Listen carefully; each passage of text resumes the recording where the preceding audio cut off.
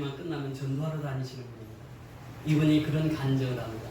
자기 20년 동안 안진뱅이로 있었는데 부흥에 참석해서 이제 설교를 듣고 그분의 안진뱅이에서 20년 안진뱅이에서 일어나는 기적의 역사를 체험했습니다. 그래서 이제 이분은 새벽마다 나와가지고 새벽 예배를 드리면 그때부터 새벽 기도만 끝나면 전도하러 다닙니다. 그리고 동네 사람들한테 전도합니다. 나를 보십시오. 나는 20년 동안 이렇게 안진뱅이였는데 하나님의 은혜로 이렇게 걷게 되었습니다. 그러면서 동네 사람들 다 전도하러 다닙니다.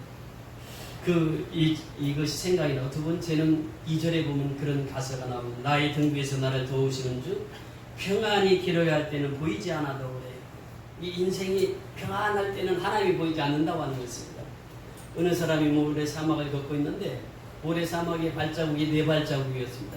그런데 산을 가는데 산에 가니까 발자국이 2개밖에 없어요. 그러니까 주님에게 물었다고 합니다. 주님, 평안히 갈 때는 주님이 왜 내 곁에서 같이 가시더니 내가 험한 산을 넘어갈 때는 주님이 계시지 않았습니까? 이렇게 물어보니까 그때 주님께서 그 사람에게 그런 감동을 주셨다고 하는 것이 네가 힘들고 어려울 때는 내가 너를 업고 걸었노라. 우리가 평안히 길을 갈 때는 주님이 잘 안 보여요. 그런데 어려움이 당하고 환난이 당하고 핍박을 당하면 그때 주님을 보게 되는 것입니다. 우리가 느헤미야서를 보면 느헤미야가 참으로 신앙이 좋은 분이에요. 느헤미야서는 12장으로 되어 있는데 느헤미야서의 특징이 뭐냐면 하나님. 계속해서 느헤미야는 하나님을 찾습니다. 술 맡은 관원장으로 있을 때에도 하나님의 백성들이 어떻게 살아가는가 이것을 늘 관심을 갖고 그래서 느헤미야서의 짧은 서신 속에서 하나님이라는 단어가 60번이나 나옵니다. 이와 같이 느헤미야는 매 순간순간 하나님의 사랑을 깨닫고 살았습니다. 우리 성도의 삶은 하나님의 중심이 되어야 된다고 하는 것이에요. 하나님의 사랑이 나를 감싸줘야 된다고 하는 것입니다. 하나님의 사랑에 힘입어서 살아야 된다고 하는 것이에요. 다윗 왕이 고백했던 것처럼 나의 힘이 되신 여호와여 내가 주를 사랑하나이다. 주를 사랑하게 되면 나에게 무엇을 주신다고요? 힘을 주세요. 능력을 주세요. 권능을 주세요. 하나님의 사랑이에요. 하나님의 사랑이 이와 같이 나에게 힘을 주시고 권능을 주시고 능력을 주셔서 세상을 이길 수 있는 힘으로 살아가게 되는 줄 믿습니다. 그래서 하나님이 우리를 얼마나 사랑하셨는지 몰라요. 요한복음 3장 16절에 보니까 하나님이 세상을 이처럼 사랑하사 독생자를 주셨으니 이는 저를 믿는 자마다 멸망치 않고 영생을 얻게 하려 하십니다. 예수 믿으면 멸망치 않고 영원한 삶을 살겠다고 이렇게 약속을 해주셨습니다. 성경 전체의 요약이 요한복음 3장 16절에 하나님의 사랑입니다. 요한일서 4장 8절에 보면 하나님은 사랑이시다. 그러니까 이 하나님의 사랑이 우리에게 이렇게 나타난 바 되었습니다. 그래서 이 하나님의 사랑을 힘입고 우리가 살아가는 것이 이 하나님의 사랑을 깨닫게 하신 분이 성령님이십니다. 로마서 8장에 보면 생명의 성령의 법이 죄와 사망의 법에서 너희를 구원하였느니라. 우리가 죄의 가운데 있을 때 사망 가운데 있을 때에 생명의 성령의 법이 우리를 구원해 주셨다고 하는 것입니다. 그리고 육신으로 살면 육신의 생각을 하는 사람은 사망과 멸망뿐이지만 영의 생각은 생명과 평안이라 이렇게 말씀하십니다. 그러면서 로마서 8장 14절 이하에 보면 무릇 하나님의 영으로 인도함을 받는 그들은 곧 하나님의 자녀라. 하나님의 자녀는 하나님의 영으로 인도함을 받는 사람입니다. 성령의 인도함을 받는 사람이 곧 하나님의 자녀라고 하는 것이. 그래서 이 로마서 8장 15절에 보니까 그 사람이 하나님을 어떻게 부르느냐? 아빠, 아버지 이렇게 부를 수 있습니다. 그래서 로마서 8장에 보면 8장의 15절에 그 말씀을 하십니다. 아바, 아버지라고 부르십니다. 누가 하나님의 자녀들은 하나님을 아바, 아버지라고 부를 수 있는 특권을 가졌다고 하는 것입니다. 16절에 보니까 이렇게 말씀하십니다. 성령이 친히 우리의 영과 더불어 우리가 하나님의 자녀인 것을 증언하시나니 그 성령이 임하게 되면 우리가 하나님의 자녀인 것을 증언케 하시고 이것을 통하여서 하나님의 역사를 이루어갔습니다. 성령이 내가 하나님의 자녀임을 증언케 하신다고 하는 것입니다. 그러면 하나님의 자녀는 어떤 분이냐? 17절에 내려가서 보니까 자녀임은 또한 상속자 곧 하나님의 상속자예요. 그리스도와 함께한 상속자니 우리가 그와 함께 영광을 받기 위하여 고난도 함께 받아야 할 것이니라. 여기서 보면 핵심이 무엇입니까? 우리는 하나님의 자녀는 상속자랍니다. 하나님 나라의 상속자예요. 하나님의 나라의 것을 상속받은 상속자라고 하는 것입니다. 그런데 그 하나님의 나라의 상속자는 우리가 그와 함께 영광을 받기 위하여 누구와 함께? 그리스도와 함께 영광을 받기 위하여 무엇도 함께 받아야 할 것이니라? 고난도 함께 받아야 될 것이니라. 이것이 바로 오늘 본문의 핵심입니다. 오늘 본문에 보시면 오늘 본문에 보면 20절에 보면 그렇게 말씀하십니다. 그의 십자가의 피로 화평을 이루사 만물 곧 땅에 있는 것들이나 하늘에 있는 것들이 그로 말미암아 자기와 화목하게 되기를 기뻐하십니다. 전에 악한 행실은 멀리 떠나 마음으로 원수되었던 너희를 이제는 그의 육체의 죽음으로 말미암아 화목하게 하사 너희를 거룩하고 흠이 없고 책망할 것이 없는 자로 그 앞에 세우고자 하셨으니 만일 너희가 믿음에 거하고 더 위에 굳게 서서 너희들은 바 복음의 소망이 흔들리지 아니하면 그리하리라. 이 복음은 천하 만민에게 전파된 바요 나 바울은 복음의 일꾼이 되었노라. 이것이 지난주의 말씀입니다. 바울은 무엇의 일꾼이 되었다고요? 복음의 일꾼이 되었다고 하는 것입니다. 그러면서 오늘 계속해서 오늘 본문에 이어집니다. 나는 이제 너희를 위하여 받는 괴로움을 기뻐하고 이렇게 표현합니다. 받는 괴로움을 기뻐하고 너희를 위하여 누구를 위하여? 골로새 성도들을 위해서 받는 기쁨을 받는 고난을 괴로움을 기뻐하고 말하고 있습니다. 여기서 바울은 골로새 성도들과 직접 터치하거나 직접 목회하지는 않았습니다. 그런데 이들에게 이 소식을 전하면서 바울이 당신들을 위해서 내가 괴로움을 받는 것은 기쁨입니다. 내가 고난을 받는 것은 기쁨입니다. 지금 바울이는 어디에 있습니까? 옥에 갇혀 있어요. 옥에서 이 골로새서를 씁니다. 그런데 바울은 이 옥중에서 그 사실을 고백하는 거예요. 내가 당신들을 위해서 고난받는 것을 기뻐합니다. 이렇게 표현합니다. 여러분 빌립보서에 보면은 빌립보서 2장 18절에 이렇게 말씀하셨습니다. 빌립보서 2장 18절에 보면 이와 같이 너희도 기뻐하고 나와 함께 기뻐하리라. 17절에 만일 너희의 믿음의 제물과 섬김 위에 내가 나를 전제로 드릴지라도 내 몸을 다 불사르게 드릴지라도 나는 기뻐하고 너희 무리와 함께 기뻐하리라. 빌립보 성도들을 통해서 그렇게 고백합니다. 내가 나를 전제로 드릴지라도 나는 기뻐하고 너희 무리와 함께 기뻐하리니 이와 같이 너희도 기뻐하고 나와 함께 기뻐하라. 바울의 고백입니다. 감옥에 있는데 이렇게 기뻐한다고 하는 것이에요. 그러면서 빌립보서 4장 4절에 보면 내가 다시 말하노니 기뻐하라. 내가 말하노니 기뻐하라. 다시 말하노니 기뻐하라. 이렇게 표현을 하고 있습니다. 바울은 그 빌립보 성도들을 위해서 골로새 성도들을 위해서 고난당하는 것이 내게는 뭐라고요? 기쁨이라 이렇게 표현합니다. 그러면서 나아가서 말씀하십니다. 그리스도의 남은 고난을 그의 몸된 교회를 위하여 내 육체에 채우라. 그리스도의 남은 고난을 이렇게 표현합니다. 그리스도께서 우리를 위해서 무엇을 하셨습니까? 요한복음 19장에 보면 예수님은 십자가에서 죽으셨습니다. 누구의 죄를 위해서 십자가에 죽으셨습니까? 우리의 죄를 위해서 십자가에 죽으셨습니다.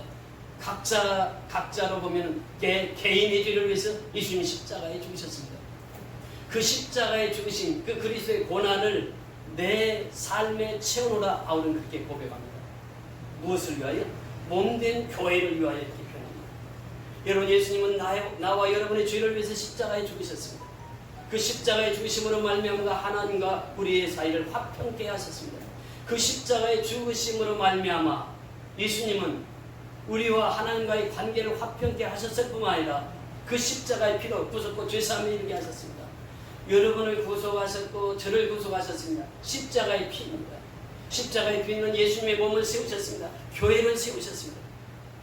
그래서 예수님의 피는 교회를 세우시고 예수님의 피는 나를 세우셨다라고 하는 것이에요. 그래서 바울은 일생 동안 나는 그리스도의 고난을 내 몸에 채우노라 이렇게 고백하고 사는 것입니다. 우리도 역시 마찬가지입니다. 우리도 이렇게 바울처럼 내 몸에 그리스도의 남은 고난을 채우고 살아가는 삶이 되어야 된다고 하는 것입니다.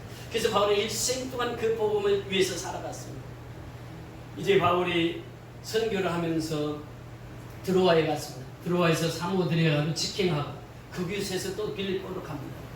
빌립보 첫성에 가서 복음을 증거할 때 이제 빌립보에 가서 기도처가 있는가 하여 기도처를 찾으러 가는데 그 빨래하는 아내가들이 있었습니다.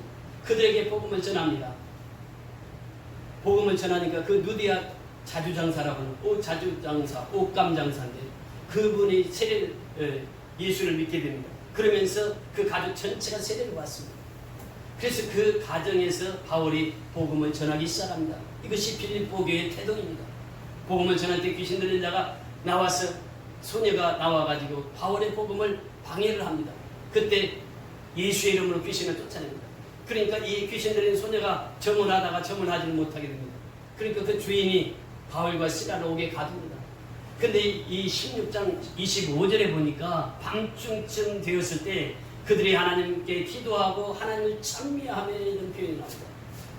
여러분, 이 기쁨이 없었다고 하면 그들은 어떻게 옥에서 하나님을 찬양할 수 있었을까요? 이 기쁨이 없었다면 그들은 어떻게 옥에서 기도를 할 수 있었을까요? 그런데 그 기도를 통해서 놀라운 기적의 역사가 일어납니다. 옥문이 흔들리기 시작합니다. 지진이 일어나기 시작합니다. 그래서 옥문이 다 열리게 됩니다. 죄수들이 다 풀려지게 되는 것이죠. 그러니까 간수장이가 그것을 보고 자결하려고 칼을 뽑아서 자결하라고 할 때 바울이 소리칩니다. 내 몸을 해하지 말라. 내 몸을 해하지 말라. 우리 다 여기 있다. 간수가 바울 밑에 가서 무릎을 꿇습니다. 어떻게 하면 나도 구원을 받을 수 있습니까? 그 바울이 소리칩니다. 주 예수를 믿으라. 그러면 너와 내 집이 구원을 얻으리라. 그래서 이 예수를 믿고 구원을 받습니다. 그리고 하나님 높이 찬미합니다. 바울의 일생 동안 이렇게 복음을 전가하면서 살았습니다. 그러면서 바울은 그런 고백을 합니다. 자녀님은 또한 상속자 곧 하나님의 상속자요 그리스도와 함께 한 상속자니 우리가 그와 함께 영광을 받기 위하여 고난도 함께 받아야 될 것입니다. 그러니까 바울은 고백 속에 노 크로스 노 크라운이라고 하는 그 유명한 말씀을 하시는 거예요. 그 십자가 없이는 부활의 영광도 참여할 수가 없다고 하는 것입니다.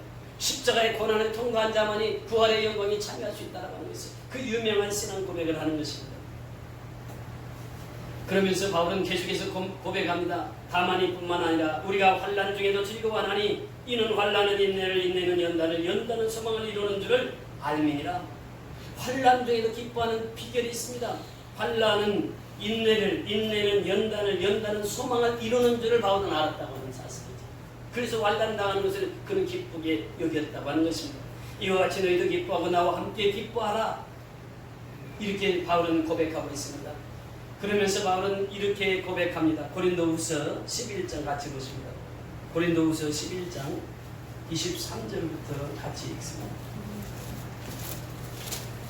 고린도후서 11장 23절에서 29절까지 같이 보는 것입니다.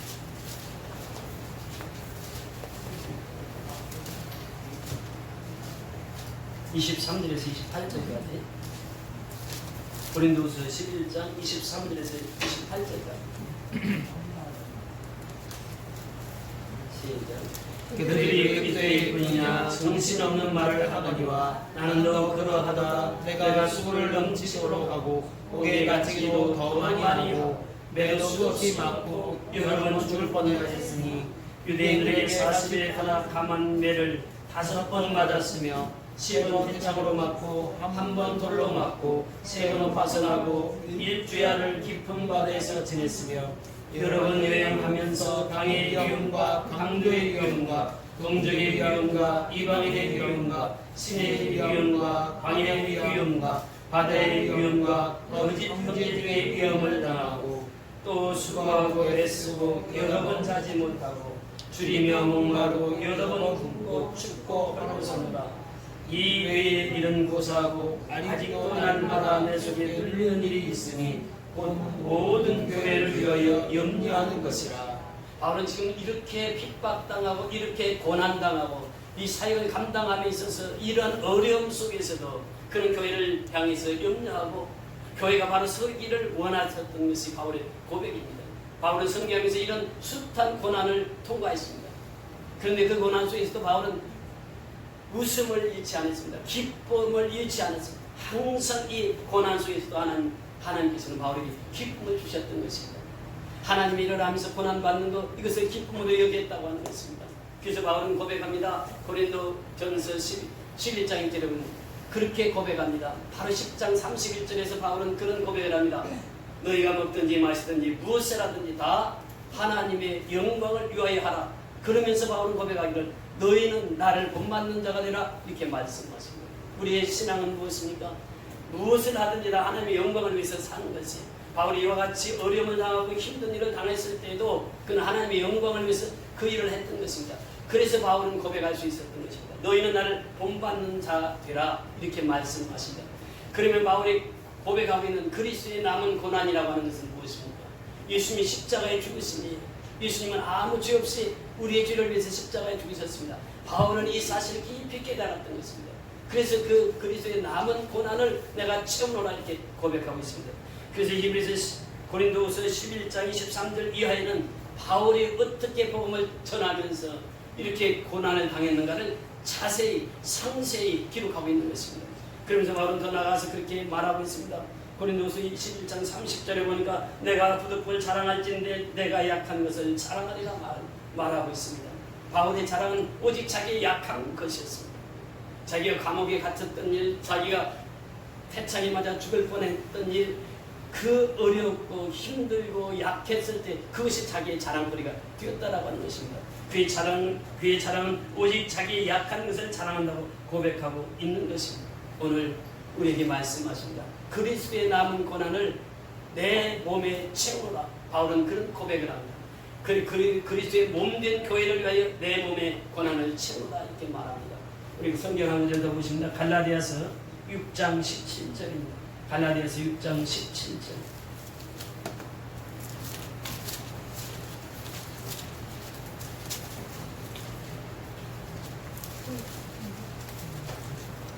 갈라디아서 6장 17절 309면입니다. 다 같이 공부하십니다. 이후로는 누구든지 나를 괴롭게 하지 말라. 내가 내 몸에 예수의 흔적을 지니고 있노라. 아멘. 다시 한번 읽습니다. 갈라디아서 6장 17절 시작. 이후로 누구든지 나를 괴롭게 하지 말라. 내가 내 몸에 예수의 흔적을 지니고 있노라. 아멘. 바울은 고백합니다. 내 몸에 누구의 흔적을 지니고 있노라? 예수의 흔적을 지니고 있노라. 바로 예수의 흔적이 바로 고린도후서 11장 23절에서 28절의 말씀입니다.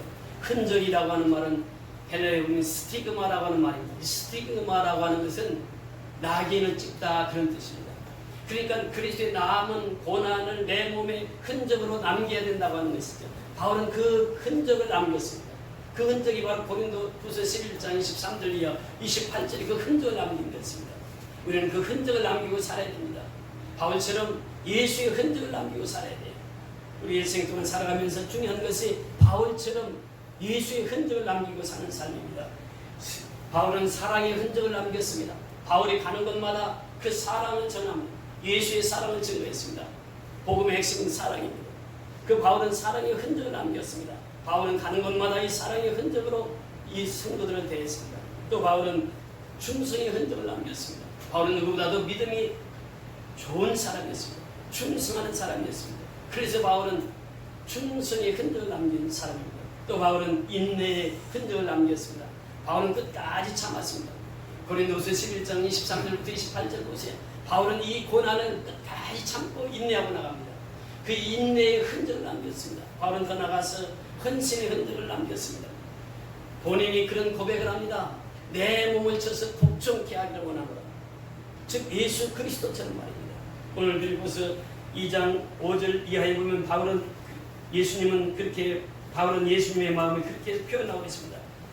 빌립보서 2장 5절부터 11절의 말씀이 너희 안에 이 마음을 품으라고 그리스도 예수의 마음이니 바울이 지금 그리스도 예수의 마음을 표현하면서 그는 근본 하나님의 본체시나 하나님의 동정됨을 취할 것으로 여기지 아니하시고 오히려 자기를 비워 종의 형체를 가지사 사람들과 같이 되셨고 이것이 바로 그리스도입니다. 예수님은 종의 형체를 가졌어요. 하나님과 똑같은 분이었습니다. 그런데 이 땅에 오셔서 종의 형체를 가진 사람들과 같이 되신 분이 예수님이에요. 그래서 성육신 하신 분이 예수님이요, 도성인성 하신 분이 예수님이요, 인카네이션 하신 분이 예수님이라는 것이에요. 그래서 이 8절에 보니까 사람이 모양으로 나타나서 자기를 낮추시고 죽기까지 복종하셨으니 그 십자가에 죽으십니다. 이것이 바로 예수님이 십자가에서 남기는 흔적입니다. 스티그마예요. 예수님의 스티그마는 그 십자가에 있습니다. 십자가에서 그 흔적을 남기셨습니다. 십자가에 죽으십니다. 이름으로 하나님의 그를 지금 기높여 모든 이름에 뛰어난 이름을 주사 예수의 이름이 모든 이름보다 뛰어난 이름이에요. 그래서 예수의 이름만이 구원자, 예수의 이름만이 우리를 구원하실 수 있어요. 그래서 예수님의 이름이 모든 이름 위에 뛰어난 이름을 주셔서 그 이름으로만 구원, 그 이름으로만 은혜, 그 이름으로만 사랑을 받을 수 있게 하셨다라고 하십니다.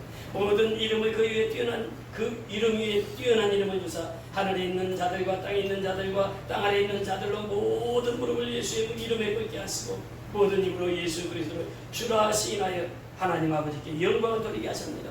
바로 십자가의 죽으심, 그 십자가의 사랑입니다. 십자가의 사랑을 통해서 예수님은 흔적을 남기신 거예요.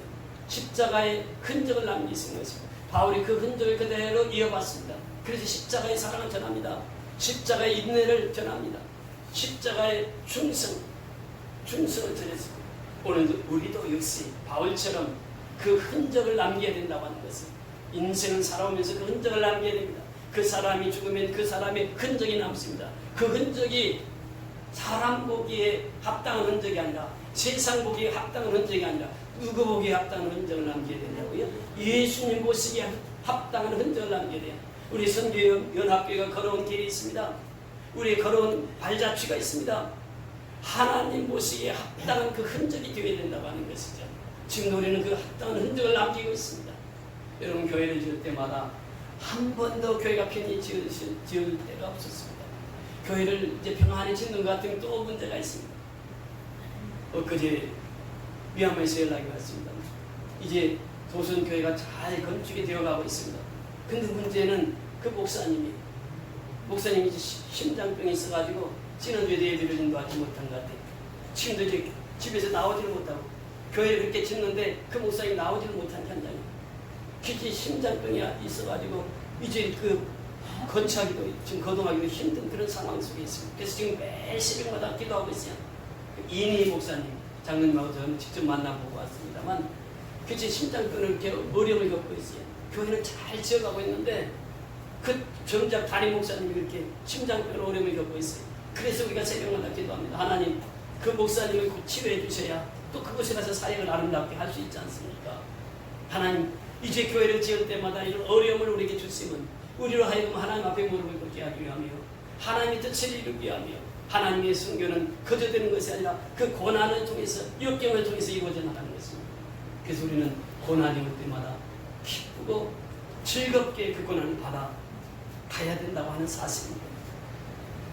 그래서 우리가 예수님의 십자가의 고난은 우리에게 은혜를 주시기 위한 고난, 십자가에 죽으시면 우리에게 은혜를 주시기 위한.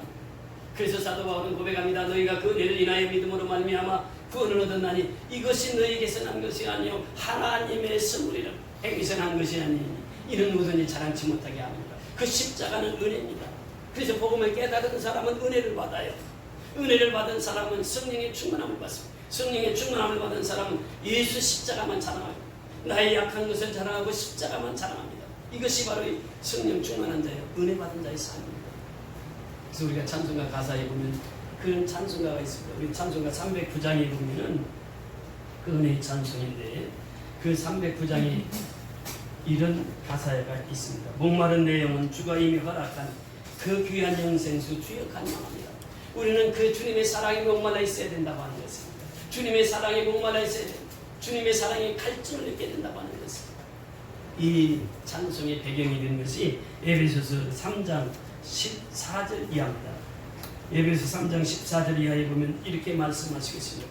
이름으로 내가 하늘과 땅에 있는 모든 족속에게 이름을 주신 아버지 앞에 무릎을 꿇고 비노니 그의 영광의 풍성함에 따라 그의 성령으로 말미암아 너희 속사람을 능력으로 강건하게 하시오니 영광의 풍성함을 따라 그의 성령으로 말미암아 너희 속사람을 능력으로 강건하게 하시오며 그러면서 17절은 믿음으로 말미암아 그리스도께서 너희 마음에 계시게 하옵소서.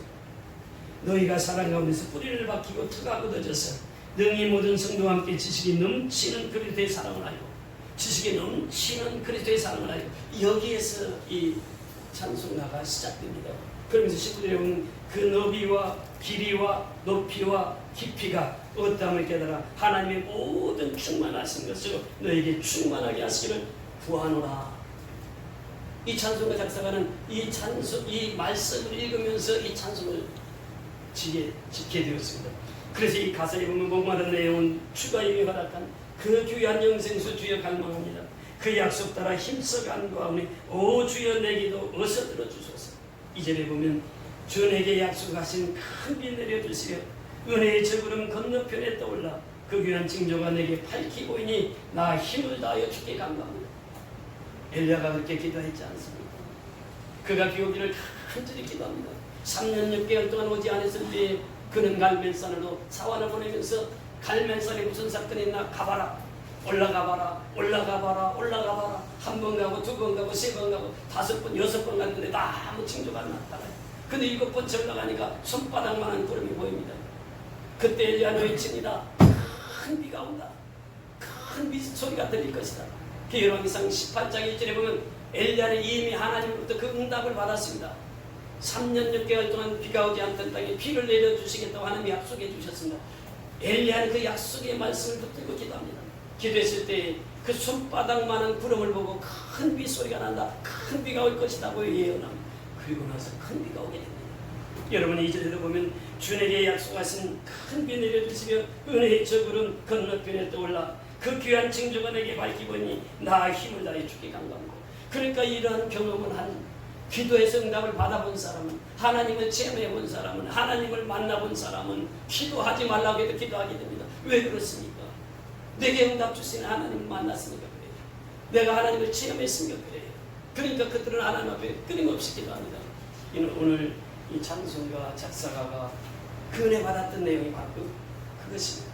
그러면서 3절에 보면 은혜의 소낙비 지금 흡족히 내려 구원의 큰 강물을 흘러 차고 넘쳐서 은혜의 소낙비가 지금 흡족히 내려야 구원의 큰 강물을 이루는 것이, 우리 성교연합회 성도들이 다 은혜 받아야 저 미얀마의 큰 은혜의 강물을 흘러 뛰어보낼 수 있는 것이, 내가 이곳에서 은혜 받고 내가 이곳에서 하나님을 만나는 경험, 하나님을 체험하는 경험이 있어야 저 미얀마 땅에 하나님의 위대한 구원의 강물을 흐르게 할 줄 믿습니다. 그래서 우리는 말씀의 그 은혜를 받아야 됩니다.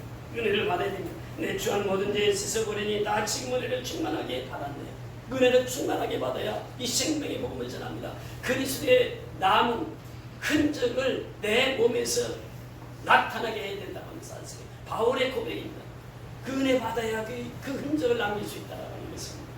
그 차고 넘치는 주의 은혜의 물결 힘차게 밀려와 내게 만족합니다. 오 할렐루야로 주를 찬송하니 내 마음의 기쁨이 항상 충만합니다. 그 은혜 받은 사람은 기쁨이 충만한 것이에요. 그래서 카라라고 하는 이 기쁨이라고 하는 단어는 카리스에서 나왔습니다. 카리스라고 하는 것은 은혜예요. 그러니까 은혜 받으면 기쁨이 충만한 것이에요. 그래서 우리는 날마다 그 말씀의 은혜를 받아야 그리스도의 남은 고난을 내 몸에 채울 수 있다는 사실입니다. 그래서 그림에 보면 예수의 사랑, 예수의 사랑, 바다 물결같이 내게 임하니 영광의 물결에 온전히 쌓여서 내 영혼의 기쁨 한량없도다. 내 영혼의 기쁨이 한량없도다. 이러한 신앙이 되었을 때 우리는 그리스도의 남은 고난을 내 몸에 채우는 그 삶을 살아가게 되는 줄 믿습니다. 우리는 그리스도께서 나를 위해서 십자가에 죽으시고 부활하심으로 말미암아 우리에게 부활의 산소망을 주셨습니다. 이제는 더 이상 세상 사람이 아닙니다.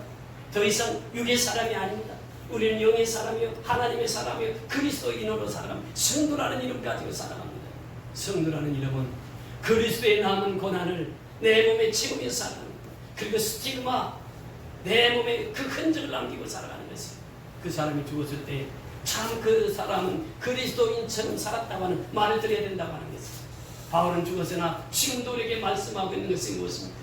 고린도후서 11장 23절부터 28절의 말씀이 그 선교를 하면서 그 고난을 당했던 그 일들을 그는 다 자랑하면서 나의 자랑은 나의 약함밖에 없다고 그러면서 십자가만 자랑하고 일평생 동안 살았던 것입니다. 그래서 우리도 바울처럼 그리스도의 남은 고난을 내 몸에 채우면서 살아가는 저와 여러분이 되어 하늘의 신령한 목과 땅의 기름진 복을 받는 삶을 사실 주의 이름으로 축원을 드립니다. 우리 다 같이 일어나셔서 초청 찬송 190절